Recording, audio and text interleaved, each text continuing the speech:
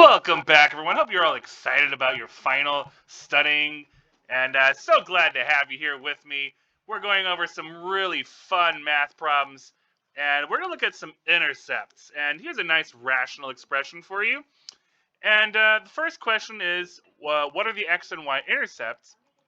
And I just recommend you always start with what's easy first. And I recommend starting with the y-intercepts because they're the easiest. So how do we find the y-intercept? Pause this video right now and see if you can figure it out. And thank you, and we're back. There you go, Caitlin. Yeah, I did. Aren't you of age? Okay, great. She gave permission. So what is the y-intercept, and how do we figure it out? For any function, any at all, I don't care what function you're doing, if you plug in 0 for x, that will give you the y-intercept. So, problem, what happens if we plug in 0? Poof, it's gone. It's 0 over 0. And what does that mean? It does not exist. There is no y-intercept. That's right.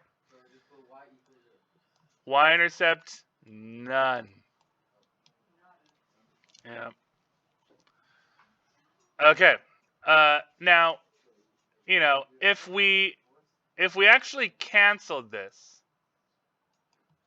the x's, I should say, and we were left with 5 over 4x. Yeah, there would be a 0 on the bottom. So yeah, either way. I was gonna say it might approach a value, but no. Okay, so y-intercept, none. X-intercepts. Well, what are the x-intercepts? Where are those? What indicates? No. The zeros of the denominator are not x-intercepts. You have to remember that. The zeros of the numerator are the x-intercepts. And so we have 2 as an x-intercept. And anything else? 0, you say.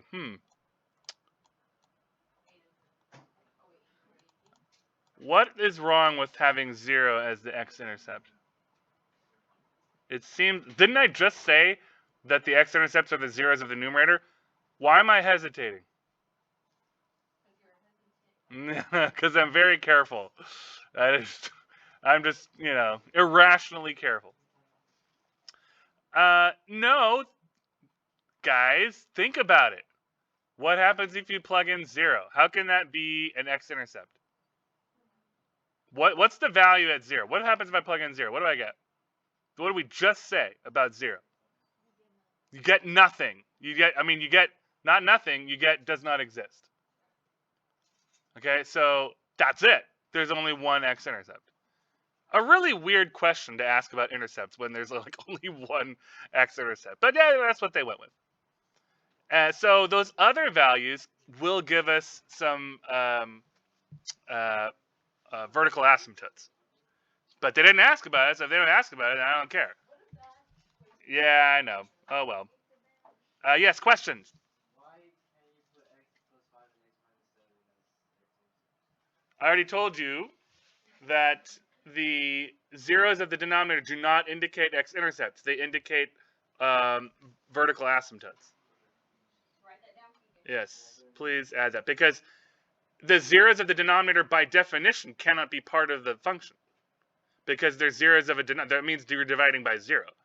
So how can the zeros of the denominator ever be an intercept? They're never even valid points. Okay, moving on. Number 5. I encourage you to try to figure number 5 out for yourself. Please pause this video right now and wait for our explanation, and we're back.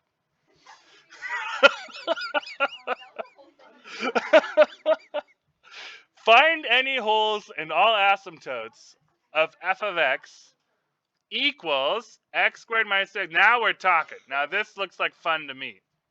Okay? So, do you realize that you're supposed to factor this?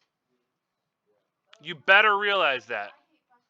You better realize that, because you should just have an automatic response that when you see those quadratics there, that something needs to be factored. You can tell by number 4 and number 3 and some of these other ones that you know, those were all factored, and we used that knowledge of the factors in order to figure out what we needed to know.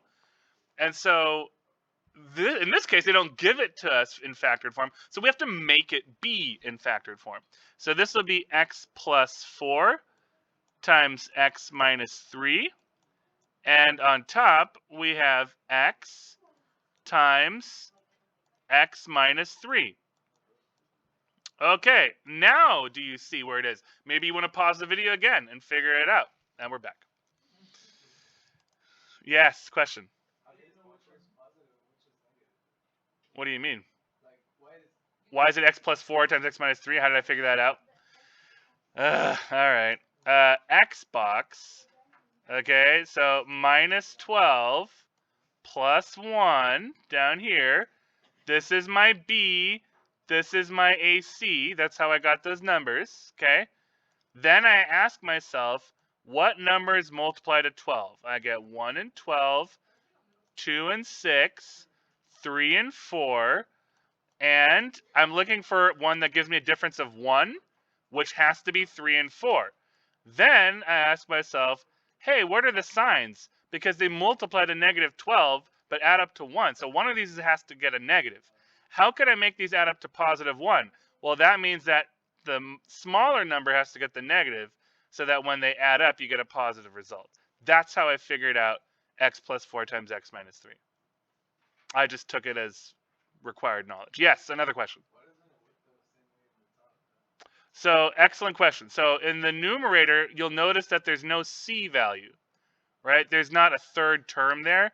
That's your clue that you don't do the x box.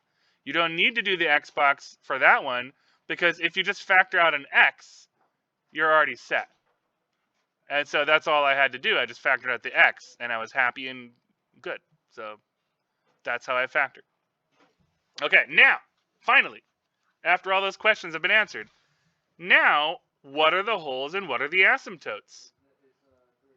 So 3 is what? Negative 3? 3. Okay, so what is at 3?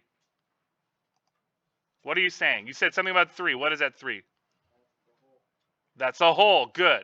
Hole at x equals 3. Hole at x equals 3. Because these cancel.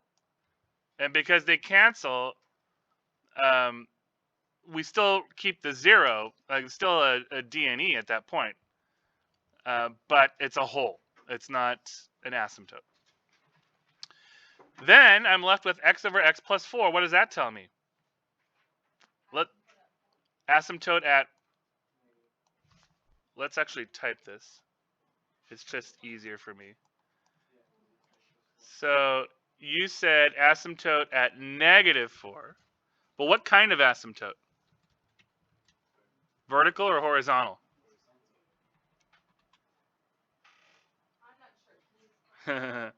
Well, look at your notes. Look at what we had up above. And those of you who are watching the video for the first time, you missed the explanation, but you might want to freeze the screen and have a good look at our explanations. What's that?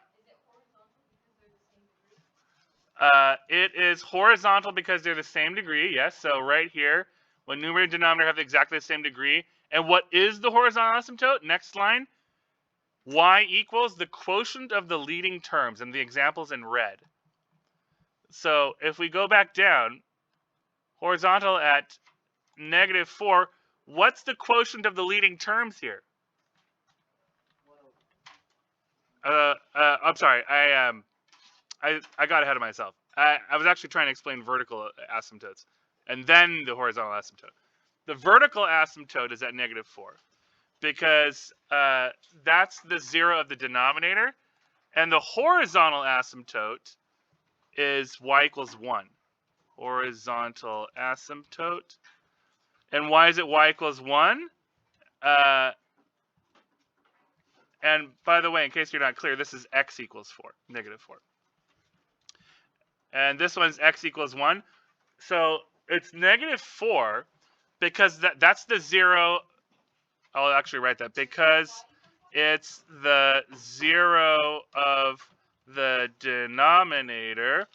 And this y equals 1 because x divided by x plus 4, the leading terms. So in other words, x divided by x equals 1. And that's why it's 1. Because when you divide the leading term, the x over x, you get 1. And that's why the horizontal asymptote is at y equals 1. Okay, I hope that helps you. Please like, share, and subscribe. Please buy my merch. Although for legal reasons, there is no merch. Thank you very much, everyone. Have a good day. Goodbye.